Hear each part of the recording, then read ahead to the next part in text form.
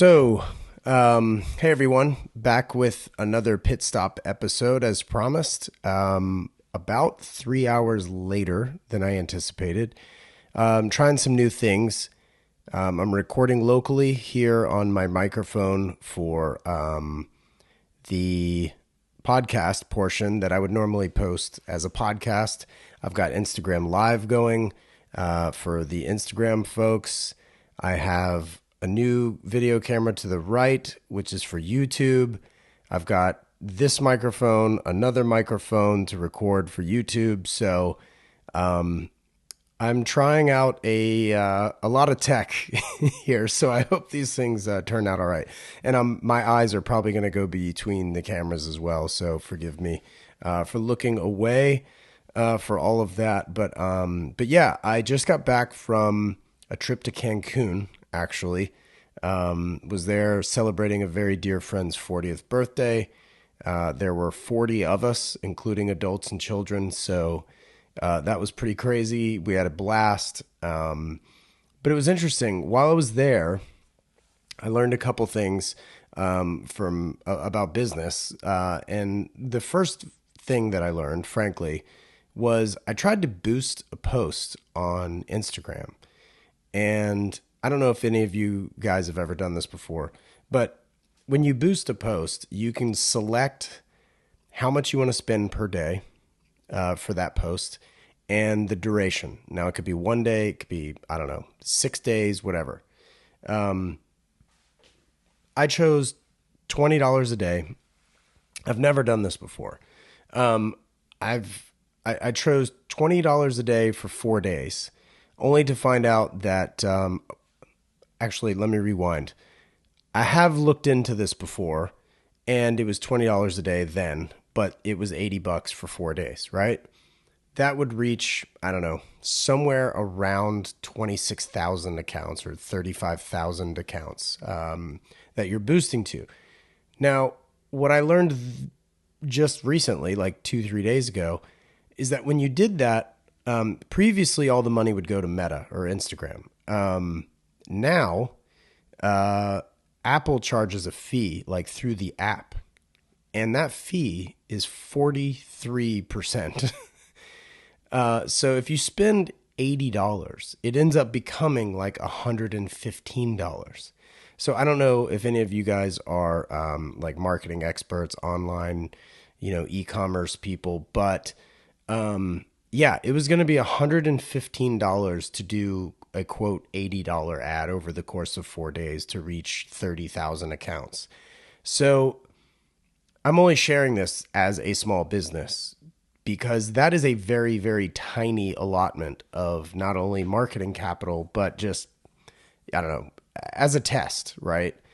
So it prevented me from boosting my post because a 43% surcharge felt crazy.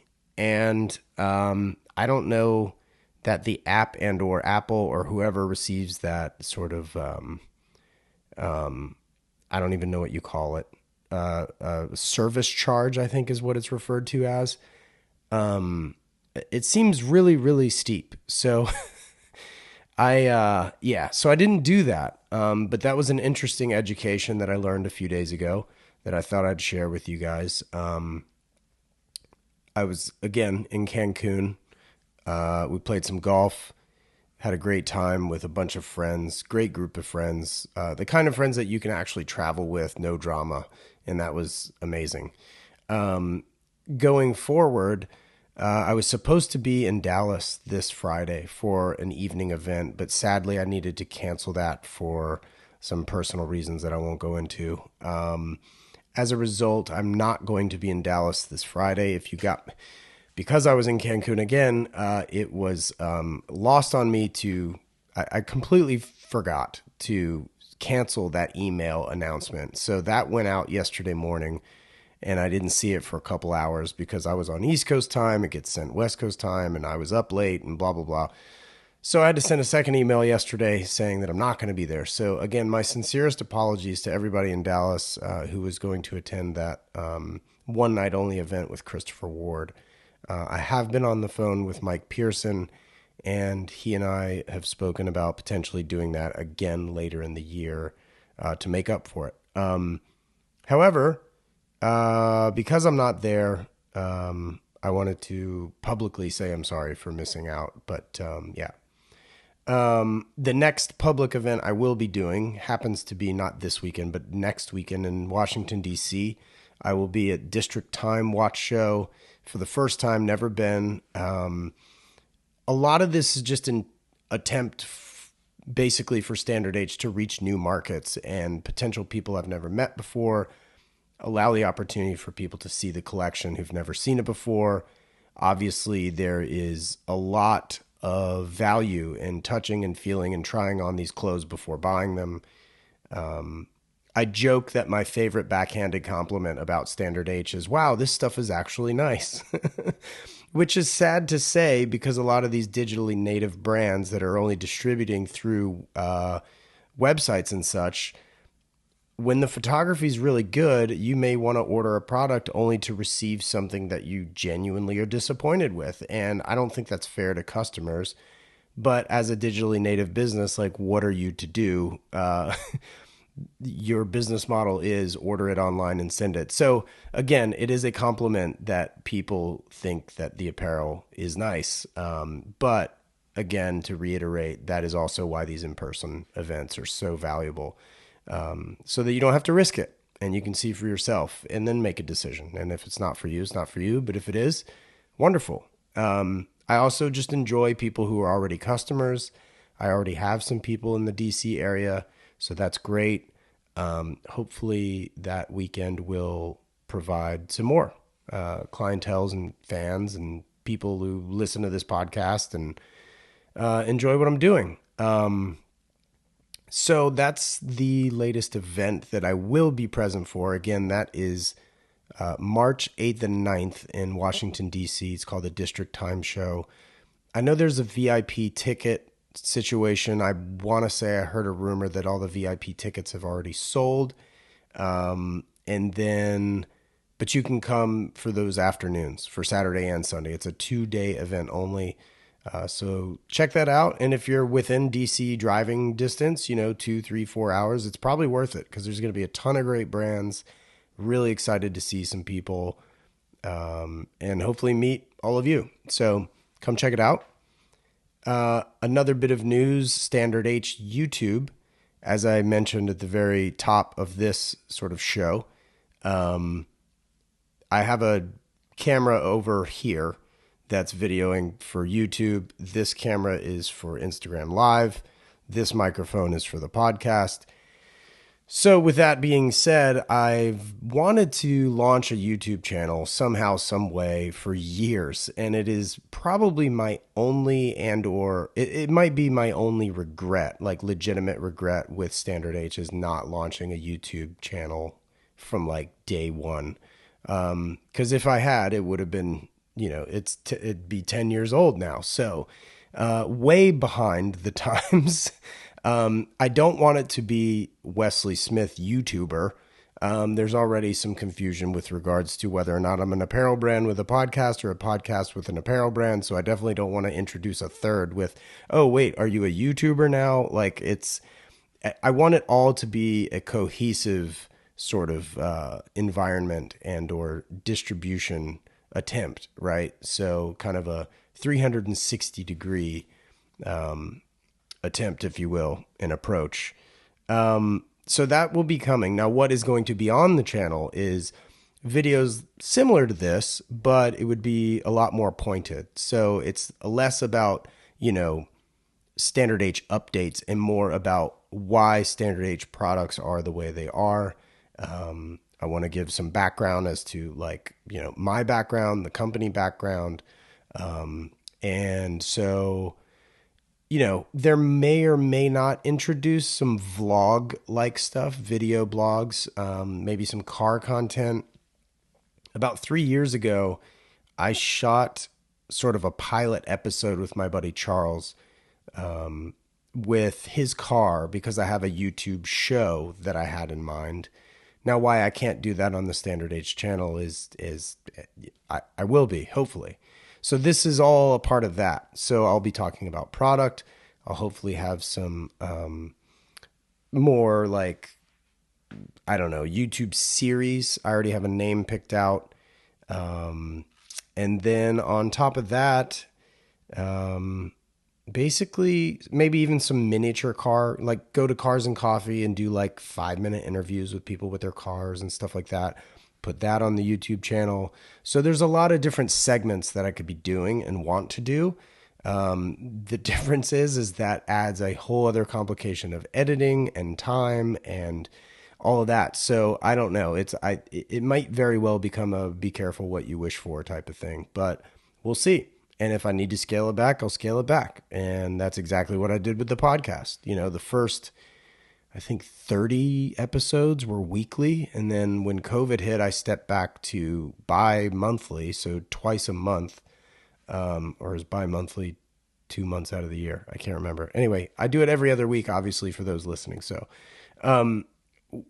because of that, that cadence really worked for me. And so it remained. But on top of that, I'm looking to introduce a couple different things from a podcast standpoint. So as you may have seen last week, I have an F1 podcast that I started with Blake Bettner from the Deep Track. Excited about that. Those episodes are a ton of fun. If you haven't heard that, go back and listen to it. It was posted, I think, last Thursday. He and I are looking to do more of those. I think the reception's been pretty good. I think people are excited about it. But then there's some ancillary news on top of that unfortunately I can't share today. But hopefully by this week, I will have an answer as to some of the final details and sort of conclusions and responses based on that series and how it will be manifested going forward. What does that mean, Wesley? It sounds like gobbledygook, buzzwords. Basically, how many episodes to do, what the schedule will be, and how the topics will be discussed, I guess. And again, I hate to be cryptic, but I'm waiting on some emails to be exchanged to share in further detail. So, obviously, if that comes to fruition and everything works out, with, pretty seamless results, then there will be an email blast, a post on Instagram, and you'll understand a little bit more then. Otherwise, we will probably still do it with a little less frequency and things like that. So hopefully you can pick up what I'm sort of putting down here. But I think that's all I got for the YouTube channel and podcast updates. License plate updates. Some of you may have seen me through my Instagram stories about 2 weeks ago. I went to pick up my personal plates for the 997. The physical plates were ready. That's why they called me. I went to go pick them up. The plates were not in the system. I thought this was ridiculous, but alas, I could do nothing about it. So I left. They kept my plates. And as of this morning, the DMV still has not put them in their system. I apparently have some sort of, what was the terminology they used? They said it was a report that they were not in the system. I don't know what that means. It sounds like they're searching for the problem and the reasons behind the problem rather than the solution, which is frustrating, but no less, the DMV once again disappoints, and I'm going to be continuously waiting for my personalized plates for the 911. And then I was told this morning that it could be upwards of 2 weeks, which again, I've been waiting 2 weeks. I don't know what the problem is, but welcome to, businesses run by the government. Many of you probably saw also, if you're new to Standard Age, maybe you missed it. If you've been around a while, you definitely know. Standard Age turned 10 years old February 9th. So earlier this month, there was 10 years sort of celebration. I had a sale that weekend. I really appreciate everybody's orders. It was great. It was fantastic. Can't thank you enough for the support. But attached to that, I had a wild hair about the idea of potentially producing a limited edition watch.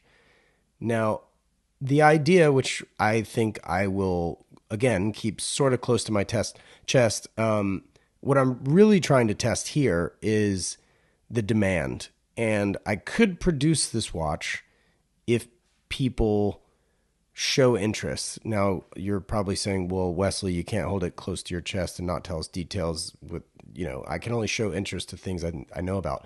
What it would be is a limited edition of 10 pieces. I think the hurdle mainly for most people when buying anything, especially a watch that's of any sort of note, is cost, right? Like, and I guess what I'm asking now, and maybe I'll put a poll out or you guys can hit me in the DMs. Please don't respond to this through live because it won't be saved in the same way, I don't think. But please DM me and let me know if you'd be down. The watch would probably be $2,500, but it would be one of 10, which is special to celebrate 10 years. I've thought about doing it with Unimatic, so I will give you that much detail. If it's something you think would be worth it, because they typically don't retail their watches for that much money that I'm aware of. The problem is I've already reached out to them. I've already had a conversation with them.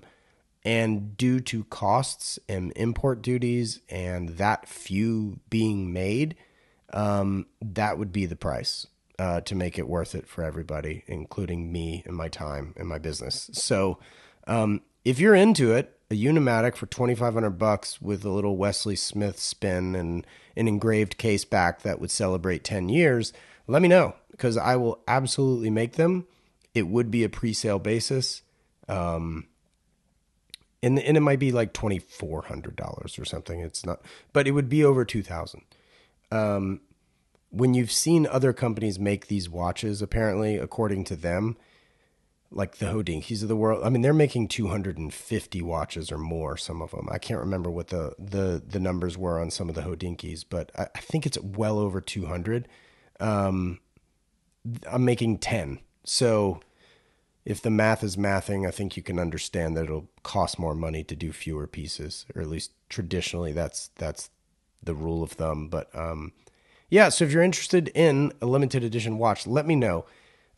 Because if nobody's interested, I'm not going to bother. It's too much work, too much expense, and I'm not even going to make a piece unique for me because really I just want to celebrate with you all, and it's not just about me, and it's about like wearing something cool. But I already have the design. It's already been mocked up. I'm really stoked on that. I did it. Many of you may or may not be familiar with my buddy Giorgio. He's been in a lot of my photos. I've brought him up on podcasts before. Anyway, he and I sort of designed it side by side. He's a big Unimatic guy. He's half Italian, so there's that. Shout out Giorgio. So I kind of showed him what I wanted to do, and we sort of like looked at it together, and he thought it was cool. So just an idea, but in several hours over one afternoon into it so far. But I don't want to spend more time if nobody's interested. So let me know. Speaking of limited editions, this year I'm hoping to introduce at least 2 that are watch related. One, well, I guess I can't really share that either. Sorry, this is a this is a pit stop full of information without information. But 2 watch related limited editions. One being a strap. I think some of you can jump to a conclusion as to what that may or may not be like. And then one, I guess it's travel related, I guess is part of the other thing. And then I wanted to do some very limited edition head covers for golf. Those, I mean, I'm talking like 5 sets, including one for myself. So it would be like a driver and 3 wood head covers, just like a pair. And I will be doing probably, sorry, I said 5 sets, didn't I? I mean 10 across 2 different colors. So 5 sets of each. I would obviously keep one of the sets of each. So it'd be a limited edition of 8 sets of head covers, which I think would be really fun. Working on the sample this week. Hopefully I can get that back, make sure the construction and the application of everything is just right, and then go into production on those because I've already bought fabric, like they're ready to go. And if nobody's interested, that was the fabric that I needed to make the ones for me anyway. So I figured if there's like 4 people out there that think that might be cool, then hopefully you'll be interested. They should be hitting the site, I don't know, hopefully in the next month, maybe 6 weeks. So that's exciting. Um, let's see. I've had another limited edition piece in mind for years, and hopefully I can get that over the line also by Christmas holiday time period. But that's for the home, and I'll leave it at that. It's a home accessory. I have no idea what the cost will be on those either, but it would be very, very special, and very, very much automotive related. The polos, I've been asked about these. I've talked about these. I've mentioned these. I will say that the polos are coming down the wire here. I'm working on the 4th sample, which is almost done. As many of you know, usually I nail the samples within like, I don't know, 1 or 2 samples. And this one's the 4th. Now, when I release these, I will probably do a video for YouTube and then obviously post it to Instagram and stuff, explaining sort of the behind the scenes of what the delays have been and things of that nature. But really, it comes down to 2 fabrics trying to interact with one another. And it's been a fairly frustrating experience, but it'll be worth it because I already know the quality's there, like the fit, the make, the fabric, the softness, like everything's great. It's just these 2 fabrics that are a part of this polo that they have different shrinks. So I'll cut to the chase. So the collars are shrinking more than the body is. In fact, the body is growing when you wash it, when you pre-wash it. So you can't put them together. But anyway, I'll go more into that in a different video. But it all comes down to garment dyeing, which is what I've always done. And that's when you quite literally make a garment and dye it. And that's how it comes out to blue Scuro or, military green or whatever the color is. But so there's that. But they are coming. I will be putting those into production too upon further review of that 4th sample. So that will be, I'm 99.9% sure that will be a spring release just in time for spring and summer. So I'm excited about that. It will be short sleeve. It will not be long sleeve, just FYI. And then along with that, I've got replenishment coming. A lot of holes in the inventory right now with regard to, I don't know, some of the pocket t-shirts, the Avant t-shirts, obviously, the Vanagon hoodies.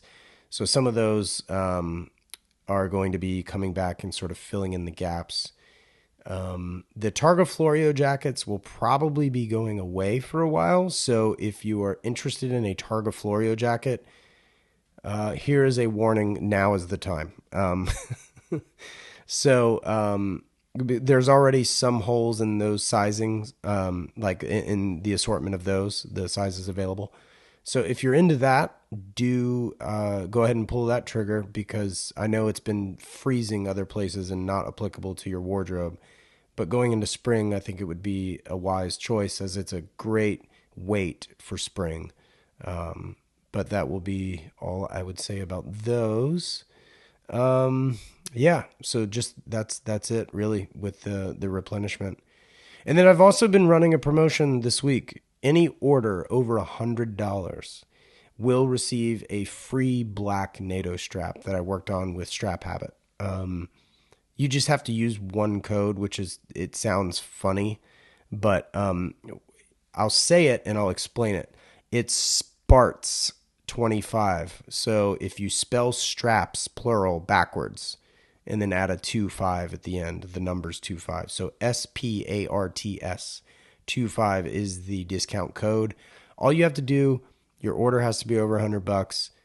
You put whatever black NATO it is that you want as your free one, put it into your cart, type in that code, it will subtract the cost of that strap, and then Bob's your uncle. That's it. And in fact, that is it. that's all I had written down really to discuss today for the latest pit stop. I think I had said that I wanted to do these like every like couple months or something, and they've almost ended up being seasonal. Like I really need to get better about these because event announcements and certain details as to what's in the pipeline, things of that nature, are super important to the brand, and I like sharing them with all of you, and I just need to get better about that. And then on top of that, I've failed to mention earlier, I'm looking to start a new segment of my podcast, which will be more of like a roundtable. So I'm still going to have the interviews, sort of one-on-one shows, which is the Standard Age podcast. And then I've got the F1 podcast that I'm looking to do with Blake, as I mentioned. And then on top of that, I'm going to hopefully start to do what I would call the Standard Age roundtable, where it'd be me and at least two other people, really just casual. Like, again, I've explained it a million times. The Standard Age podcast is supposed to be like the type of vibe where you're just sitting down with a cup of coffee or a beer and just having a conversation. This will be that to the nth degree, because we might very well literally be in a coffee shop or but it will probably be remote as well. So beer, coffee, whatever, same vibe, lots of car talk, lots of like, if vintage car talk with regards to project cars and things of that nature, watch collecting, what's next on the hit list, going into the reasons why, really just about, it's more about, I guess, based on the hobbies behind sort of the brand of Standard H and the hobbies behind, well, the things that I'm interested in, frankly. And so there's a lot less business talk with the roundtable projected. It's going to be more, for sure, just like conversations with friends and, what wheels did you get for your car recently? Or like what maintenance is needed on your E39 lately? Things of that nature, to where, it'll be a completely different approach to the podcast. So those will be in addition to, again, not instead of. So hopefully just a lot more content coming this year, I guess, is really a large part of this pit stop, is announcing, the YouTube and additional podcasts, and then obviously product updates and things like that. So I'm going to wrap this up. It has been officially 27 minutes, almost 28. So I'm going to end it here. Thank you guys for the support. I really appreciate you listening and or watching. And to everyone who came on and waved at me, hi. Thanks for joining the Instagram live. And yeah, we'll see you soon. Thanks.